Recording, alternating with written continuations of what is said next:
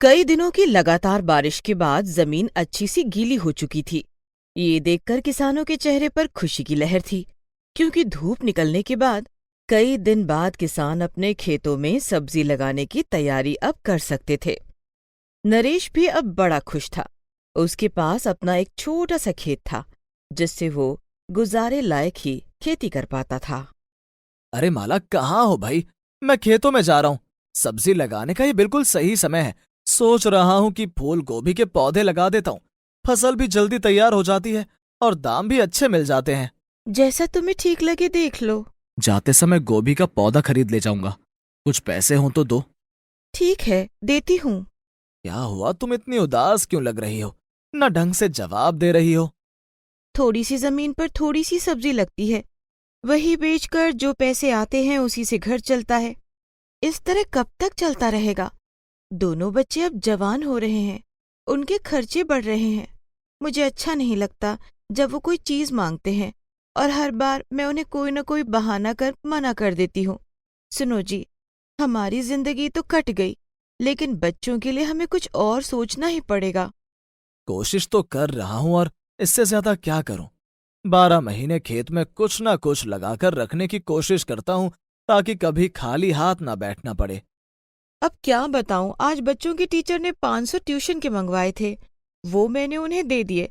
अब घर में ले देकर ये 200 बचे हैं, जो मैं तुम्हें पौध लाने के लिए दे रही हूँ। और इसके बाद तो हमारे भगवान ही मालिक है। नरेश 200 रुपये लेकर निकल जाता है। माला की हर बात उसके दिल को लग रही थी, लेकिन वो भी बेचारा क्या करता। छोटी सी जमीन पर जो होता वही मंडी में बेचकर पैसे ले आता था। वो दुकान से गोभी की पौध खरीदता है और खेतों की तरफ जाने लगता है कि तभी उसे एक दीवार के पास एक गाय और उसका अभी अभी पैदा हुआ बच्चा दिखाई देता है। वो इधर उधर देखता है, कोई भी नहीं था और आसपास कोई हरी घास भी नहीं थी। वो गाय के पास जाता है और उसके बछड़े को प्यार करने लगता है। फिर वो गोभी उगाने के लिए जो पौध लेकर आया था वो सारी गाय को खिला देता है। गाय माता, आपको भूख लग रही होगी, अभी यही खा लो। यहाँ तो आसपास कहीं पर भी हरी घास नहीं है। गाय नरेश की दी हुई फूल गोभी की पौध खाने लगती है।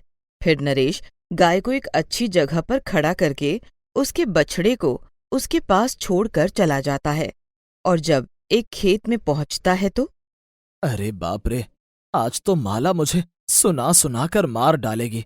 उसने कहा था उसके पास ये 200 रुपए ही हैं। अब मैं खेत में क्या लगाऊंगा? चलो, कोई ना कोई इंतजाम करता हूं। इतने कम से कम खेत को सब्जी लगाने के लिए तैयार तो कर ही देता हूं। वो सारे खेत को खोदकर अच्छे से एक सार कर देता है और घर आ जाता है। लगा दी गोभी की पौध। हाँ हाँ, अभी तो सारे खेत में पौधे लगाकर आया हूं। देखना, 2-4 दिन से सभी पौधे हरे भरे दिखाई देने लगेंगे। बहुत ही अच्छे पौधे मिल गए थे। चलो, भगवान से प्रार्थना करती हूँ इस बार खेती बहुत अच्छी हो। माँ, वो 500 रुपए मैंने टीचर को दे दिए थे। उन्होंने कहा है कि स्कूल में ही वो सब बच्चों को ट्यूशन देंगी। बेटा, ध्यान से पढ़ना, तुम्हारी 10वीं की परीक्षा होने वाली है। माँ, मैं तो अपनी पढ़ाई अच्छे से करती हूँ। आप जानती हो, हर बारी मेरे अच्छे नंबर आते हैं।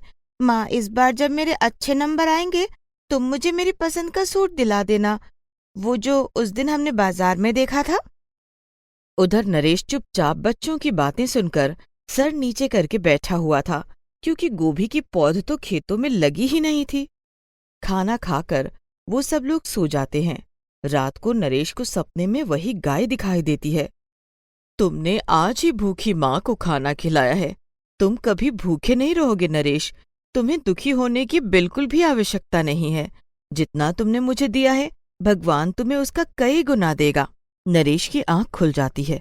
वो देखता है सुबह के 4 बज रहे हैं। कितना अजीब सा सपना था। ऐसा लगा जैसे कि गाय मेरे पास ही खड़े होकर मुझसे बात कर रही है। कई गुना तो मुझे पता नहीं, लेकिन आज कहीं ना कहीं से पैसों का इंतजाम करके गोभी के पौधे तो लाने ही होंगे, वरना माला को पता चल गया तो घर में कलेश रुकेगा नहीं। सुबह बच्चों को स्कूल के जाने के बाद नरेश जैसे ही घर से निकलने लगा, उसके पड़ोस में रहने वाला रामू आता है। नरेश, चल हम दोनों एक साथ चलते हैं, बाजार से पौधे लेकर खेतों में लगा देते हैं। मैंने भी सोच लिया है, गोभी की फसल ही लगाऊंगा। रामू के ऐसा बोलते ही नरेश को सांप सूंघ जाता है। वो माला की तरफ देखता है। माला हैरानी से नरेश की तरफ देखती है। रामू भैया, इन्होंने तो कल ही पौध लगा दी थी खेतों में। हाँ हाँ, मैंने तो कल ही लगा दी थी। इशारे से नरेश रामू को चुप रहने के लिए बोलता है। रामू को तो कोई माजरा समझ नहीं आ रहा था। वो चुपचाप बाहर चला जाता है। रामू भैया क्या कह रहे थे? अरे कुछ नहीं, बस मैं खेतों की तरफ जा रहा हूँ। वो बाहर आ जाता है, फिर रामू को सारी बात बता देता है। फिर तो तुम बाल बाल बच गए भैया। अगर भौजाई को पता चल जाता तो आज तो तुम्हें रोटी भी नहीं मिलती। फिर रामू पौध लेने चला जाता है। नरेश के पास पैसे नहीं थे, तो वो खेतों की तरफ निकल जाता है और खेतों में जाकर वो हैरान हो जाता है कि उसके सारे खेत में गोभी की पौध लगी हुई थी और जो अच्छी खासी लहरा रही थी। मैं कोई सपना तो नहीं देख रहा हूँ।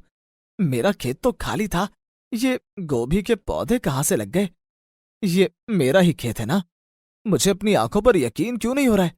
तभी रामू भी वहां आ जाता है और खेत को देखकर, अरे नरेश, तूने कब पौधे लगा लिए भाई? भाई मेरे, मुझे भी समझ नहीं आ रहा कि ये पौधे मेरे खेत में कैसे लग गए। नरेश और रामू हैरानी से खेत को देख रहे थे। फिर रामू अपने खेतों में चला जाता है और नरेश अपने खेतों में लगी हुई पौध को देख रहा था। हे भगवान, ये तो कोई चमत्कार ही लग रहा है। चलो, ये भी अच्छा हुआ। अब कम से कम मुझे माला को कोई जवाब तो नहीं देना पड़ेगा। शाम को नरेश घर आ जाता है, पर वह माला से कुछ नहीं कहता। अगले दिन जब वह खेतों में जाता है तो और भी हैरान हो जाता है। सारे खेत में गोभी की फसल लगी हुई थी। वह खेत में नजर डालता है, तभी उसे एक फूल गोभी बहुत ही चमकदार नजर आती है। वह हैरान सा उसके पास जाता है तो देखता है कि वह तो सचमुच में चमक रही है। हैरान हो रहे हो? मैं जादुई फूल गोभी हूँ। मैं इन सब की रानी हूँ। जैसे मैं कहती हूँ वैसे ही यह गोभी छोटे बड़े आकार की हो जाती है। ये सब मेरे साथ क्या हो रहा है? मुझे तो कुछ भी समझ में नहीं आ रहा। खुद ही खुद मेरे खेत में पौधे लग जाते हैं, गोभी के फूल बड़े हो जाते हैं। तुम जादुई फूल गोभी मेरे खेत में? मुझे तो कुछ समझ में नहीं आ रहा। यह तुम्हारी नेकी का फल है। एक भूखी माँ को तुमने खाना खिलाया था, उसी के आशीर्वाद से आज तुम्हारे खेतों में इतनी पैदावार हुई है। अब तुम्हें कोई परेशानी नहीं होगी। तब नरेश को याद आता है वह सपना जिसमें गाय उसको बताती है कि उसे कई गुना मुनाफा होगा। फिर जादुई फूलगोभी नरेश को कहती है कि उसे अपने घर ले चलो, और बाकी गोभी के फूल को नरेश जैसे ही पौधे से हटाता है, वहां पर एक और गोभी का फूल लग जाता है। यह देखकर नरेश खुश हो जाता है। तुम्हारे खेतों में अब इस तरह ही फूल गोभी टूटने के बाद फिर से खुद लग जाएगी। तुम रोज बाजार में गोभी के फूल बेच सकते हो।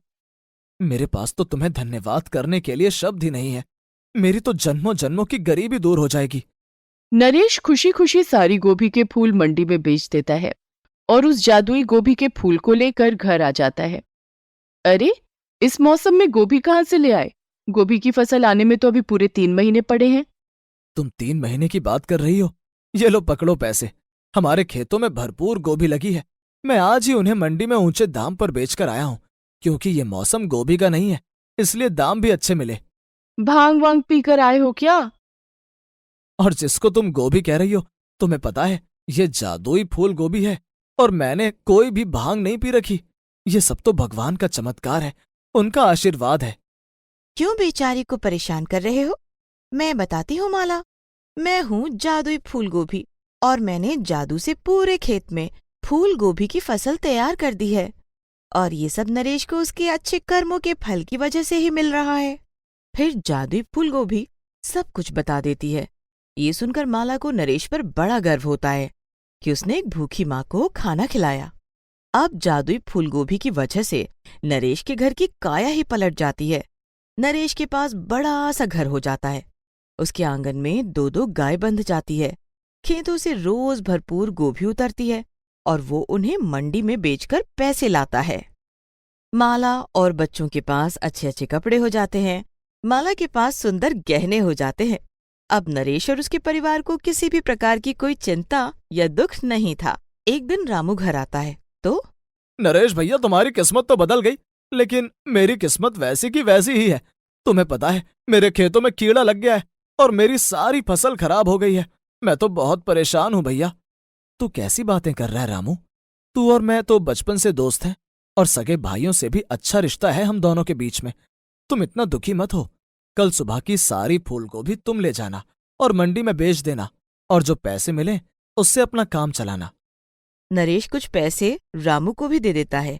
इस तरह नरेश गांव वालों की मदद करने लगा और गांव वाले भी नरेश को बहुत मानने लगे और जादुई फूलगोभी से अब उनका परिवार एक खुशहाल परिवार था।